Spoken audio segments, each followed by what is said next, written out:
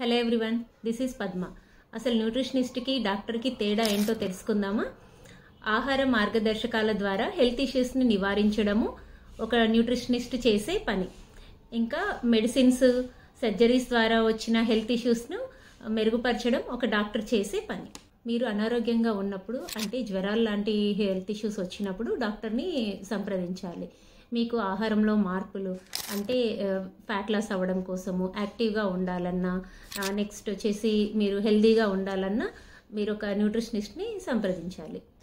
Life style changes, సరైన పోషకాహారాల ద్వారా రోగాల బారిన పడకుండా హాస్పిటల్ అవసరం లేకుండా చూసేవాళ్ళు nutritionist. Prevention is better than cure అంటారు కదా.